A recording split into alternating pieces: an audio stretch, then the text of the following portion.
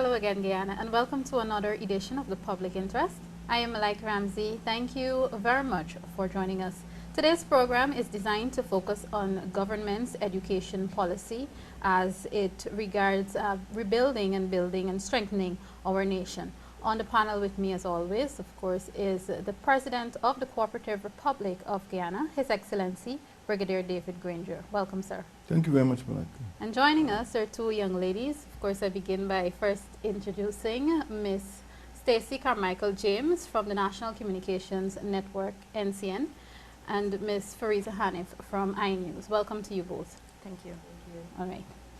Sir, first off, you have recently continued to refer to education as the mother of all SDGs, of course, SDG meaning Sustainable Development Goal. Chapter 1, Article 27 of the Constitution of Guyana states that every citizen has the right to free education from nursery to university, as well as at non-formal places where opportunities are provided for education and training. You also referred to that in a recent address you made.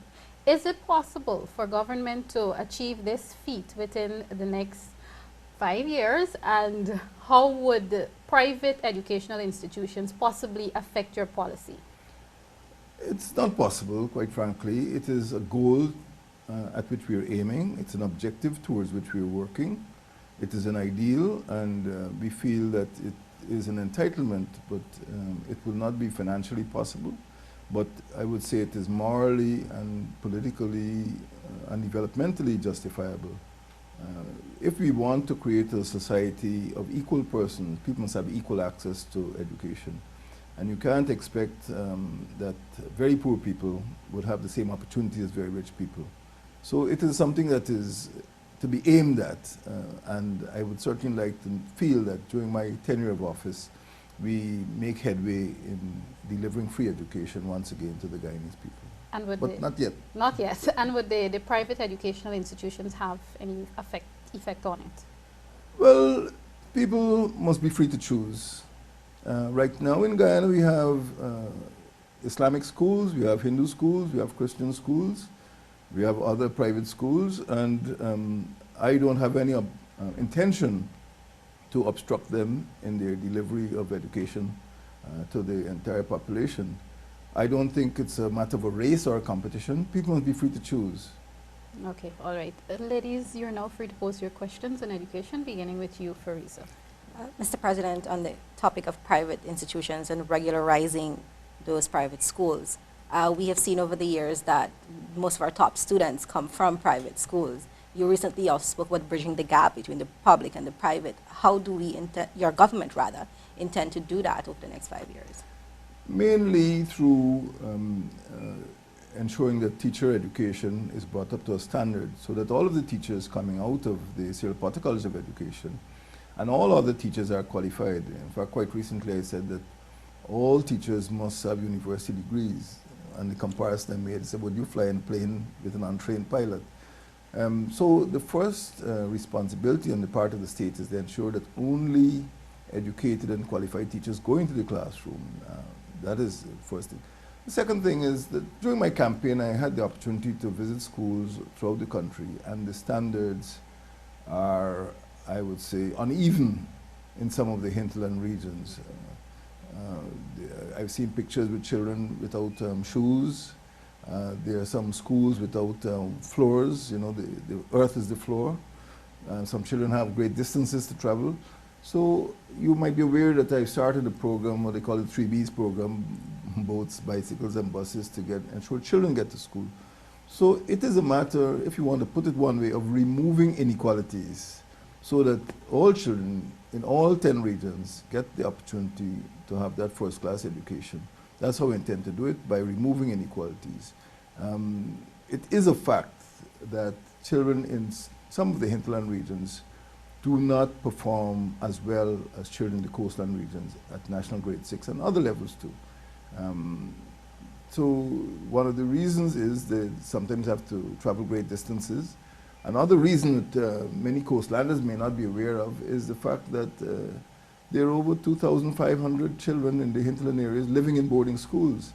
children living in boarding schools don't have fun. You know, they prefer to be at home with their families. And there are cases where children have actually escaped from boarding schools to go back to their villages. Children are delinquent, they stay away from classes. So hinterland education has certain disadvantages, and we intend to remove those disadvantages and inequalities. Long answer to a short question. Okay, Mr. President, you alluded to disparities. Now, I'm thinking about disparities within the classroom of themselves. There are some students that are slower than some. And what we've observed in the public school system is that the slow learners are left behind.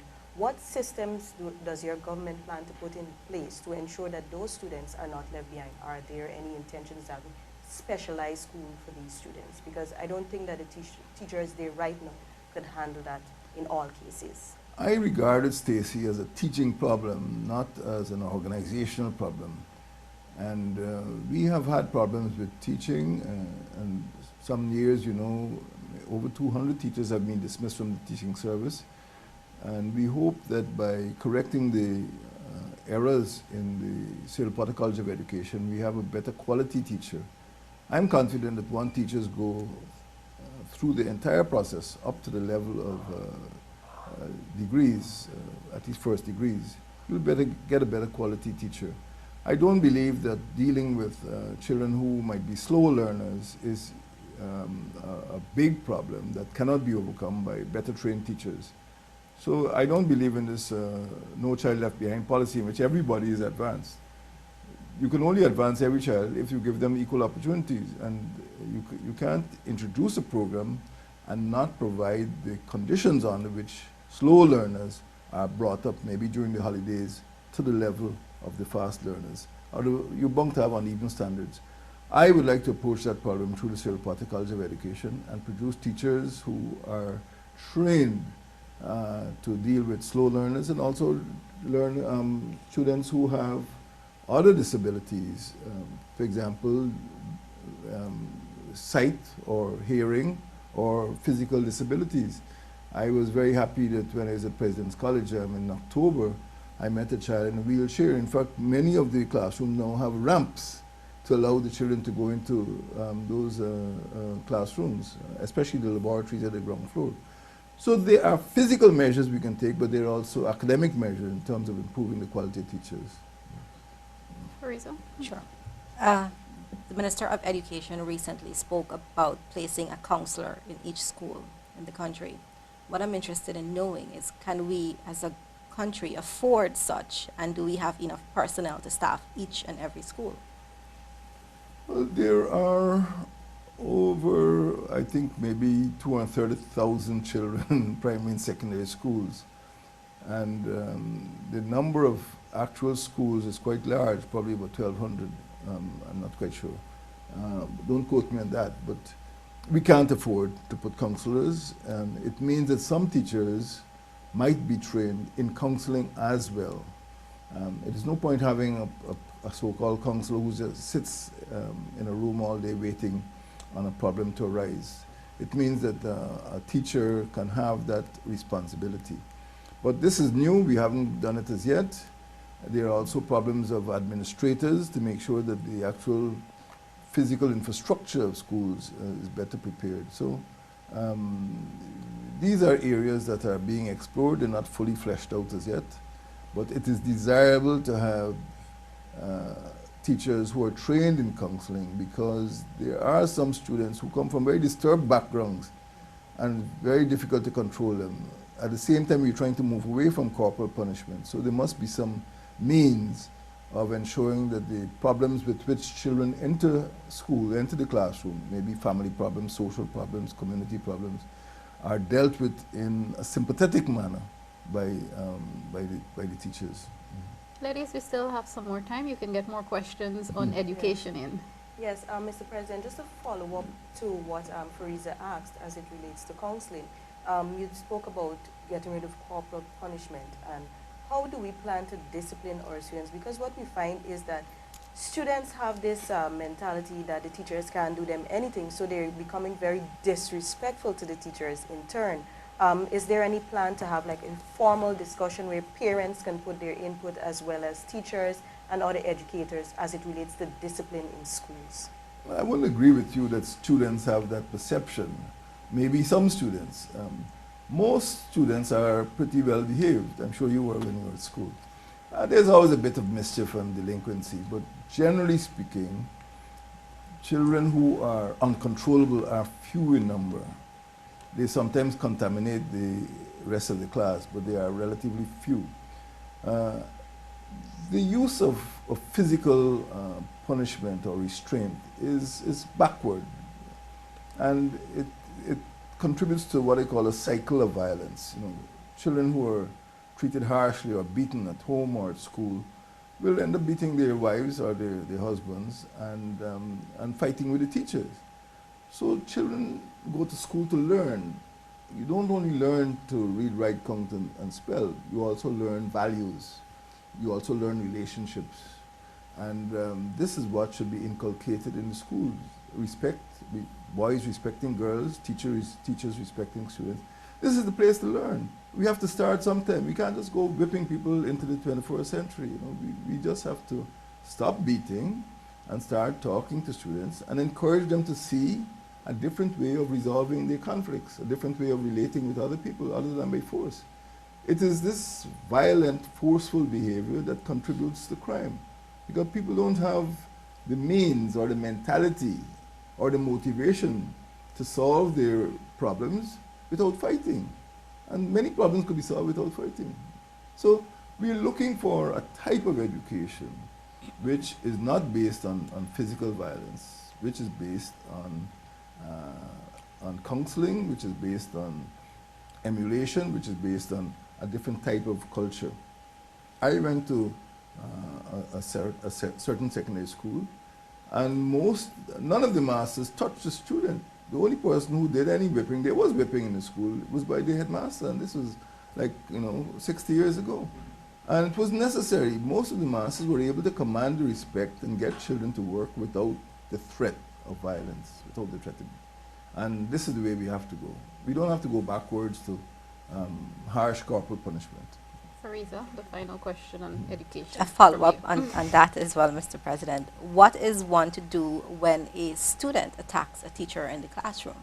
How do we deal with that? Well, I can't solve every problem. I don't know the motive for attacking, because some teachers do some terrible things to students. And that's why I made reference a little while ago to the fact that the Teaching Service Commission, 1 year, I don't know what's the average, removed over 200 teachers, some for sexual impropriety, some for delinquency and all sorts of things. What is the teacher to do? Well, it is my view that in general, even without hearing the evidence, in general, I would say that the child should be separated from the teacher, that put in a different class or put in a different, and the teacher should be allowed to go on teaching. That is why, in answer to Stacy's question, I said the problem probably resides in the Cyril Potter College of Education. Teachers have to be trained to deal with those situations, to resolve conflict, not only student-teacher conflict, but also student-student conflict. It's sometimes sexual problems, as you know. A few months ago, there were video films of students in a certain high school in getting involved in sexual activity. These are things which can be resolved through counseling. Everybody knows sex exists, but you don't punish them, you don't throw them out of school, you help them to manage their emotions. So a lot depends on the quality of teaching, and that is why a few days ago I spoke about having teachers who are university graduates, not just people who were in themselves students, last semester or last academic year, but people who have gone through a program, a course, a regime which prepares them to handle. In many cases, they're taking the places of parents. Not just teaching academic subjects, they are teaching values, they're teaching standards, they're teaching behavior and good conduct to students. A lot depends on a better Cyril Potter College of Education and a better quality teacher. Thank you, Mr. President. Ladies, we now must move on to the other segment whereby you're free to pose your own questions to His Excellency. Beginning with you, Stacy. Okay. Well, I don't know, I'm still on the education side of things. You spoke about counseling, and I was once a teacher, and sometimes it's very difficult because you do not have the support of the parents. That's why I was asking in terms of if there is any plan in the future to have a forum whereby teachers and parents can have discussions relating to issues, you know, with students' children. Because we find that there is some kind of disparity between what the parents think and what the teachers think. And if they're both going to be molders of these children, I think that they should come together to have some form of discussion on things that would affect, you know, education in general. You're quite right. Teaching children or bringing children up, you know, to use the famous cliche attributed to Hillary Clinton, it takes a village. It's not just one person, it's not just two persons. You need to have an environment in which children could be brought up.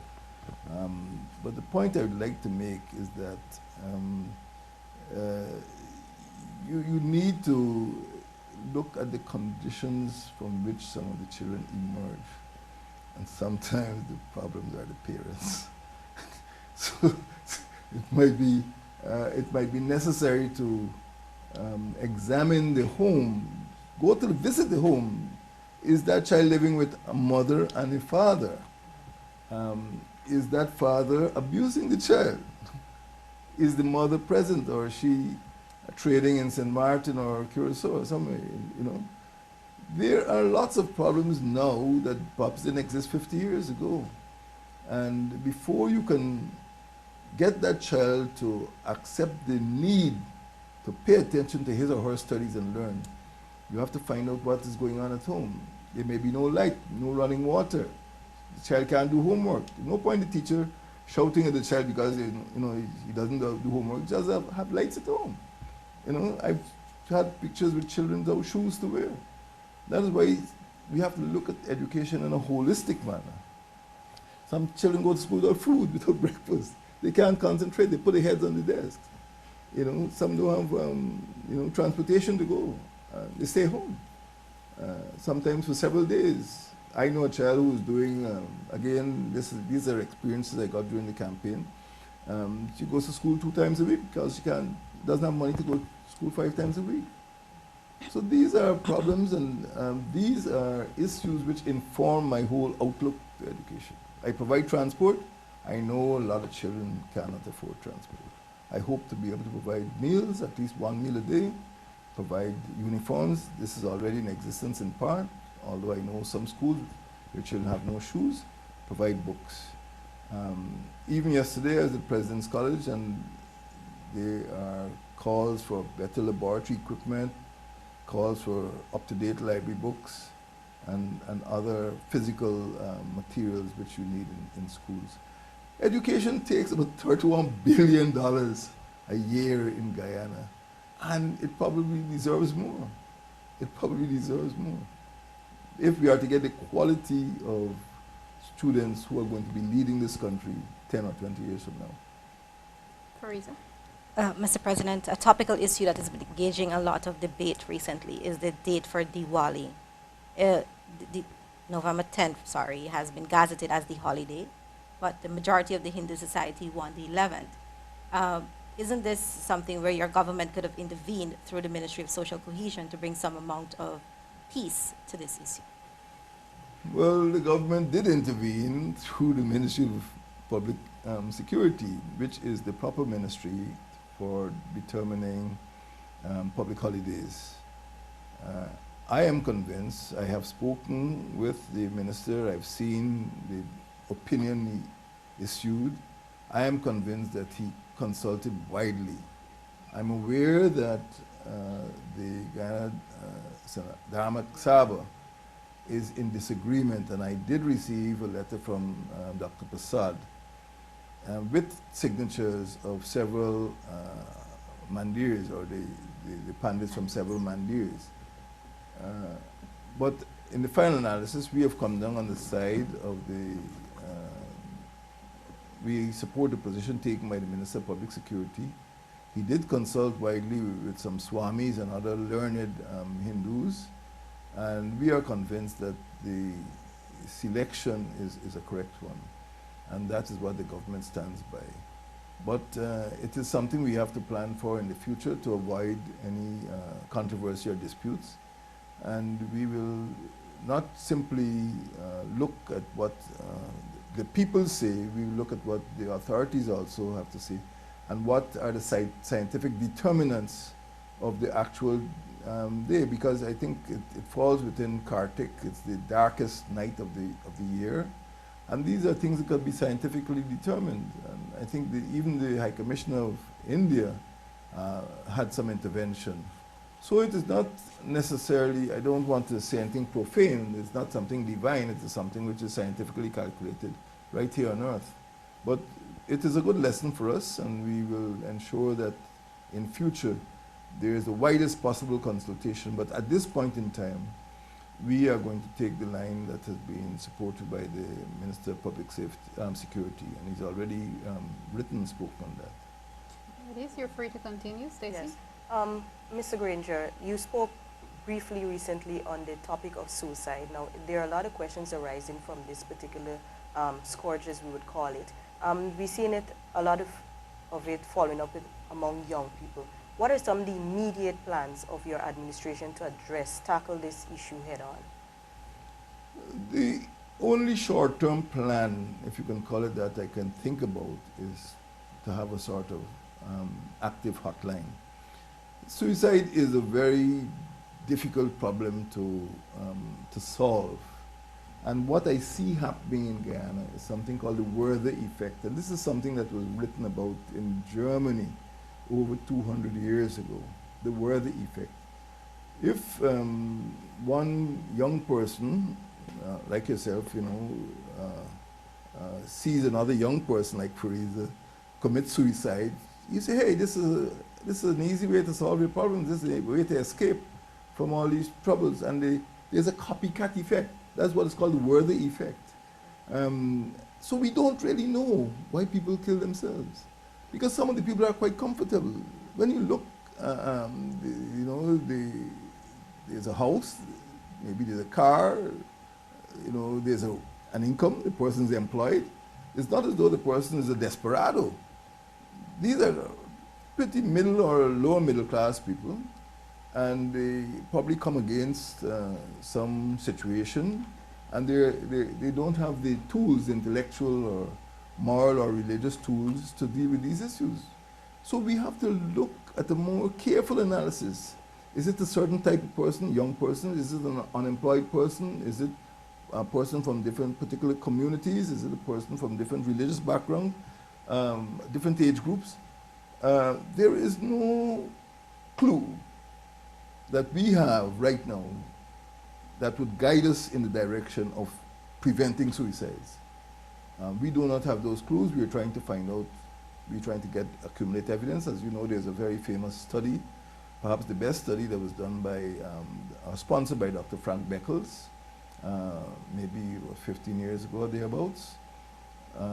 Other persons have done investigations. Right now, there's a university, a locally based university, which has done some studies on the Essequibo Coast and on the quarantine. There are certain spots where suicides are more intense than other spots. Why?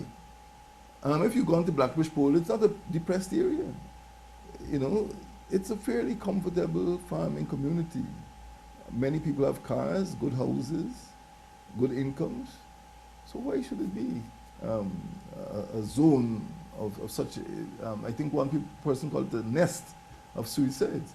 So it is a work in progress. Studying suicide is a work in progress. You don't know where the next one will come. Because in many instances, even the parents are surprised that the person, the child who committed suicide, has taken such a drastic step. Instead of sitting and discussing it and said, if they've come upon a problem which is difficult to resolve, go to your mother, go to a friend, go to your pandit or go to your imam, and try to resolve the problem. But sometimes the first resort, not the last resort, sometimes the first resort is poison. And if you remove the poison, they'll jump over the Demer Harbor Bridge. So we have to make a very careful national study. I agree with you, it is right now what I would call an epidemic. Because not only is there a large number of persons who succeed there are a lot of people who try but do not succeed. And sometimes deaths occur and they're not recorded out of shame or embarrassment. They're not recorded as suicides. They might be recorded as some other malady. I don't know. But it is a worrying factor. It does affect our young people, and I feel, as I always say, happy people don't kill themselves, but I feel that it is possible in Guyana to remove the causes of suicidal behavior and try to counsel young people, particularly, away from such a drastic course of action. Ladies, please choose your questions wisely. We just have a few minutes more. Fareeza. A follow-up to Stacy's question. The law allows for a person who attempts suicide to be charged and placed before the courts. Is this something you agree with, or something that you might look at in the future to repeal?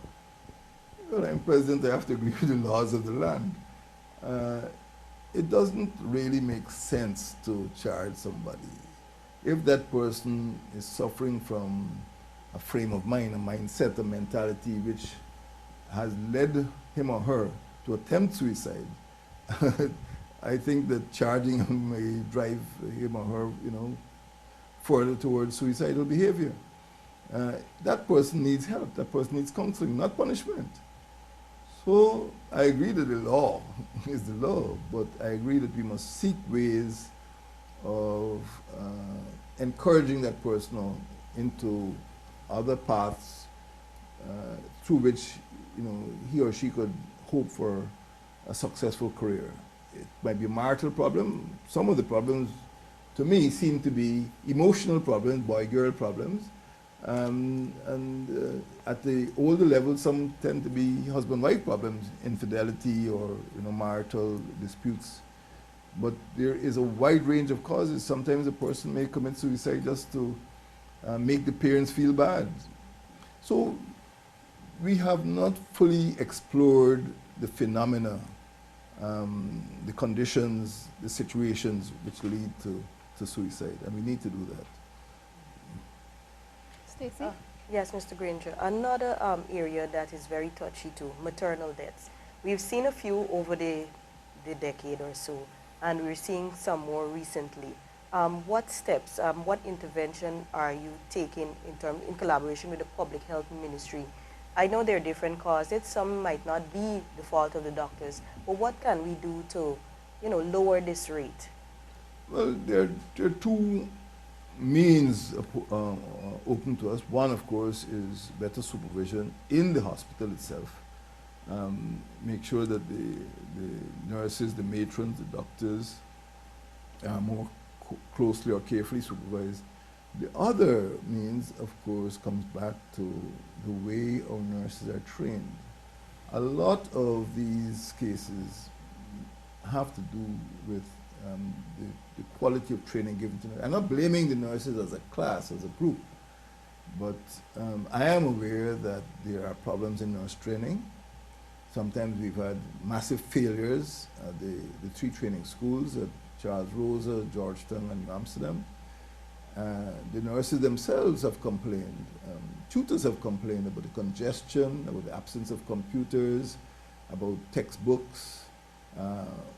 Others have complained about the quality of persons going into the training system.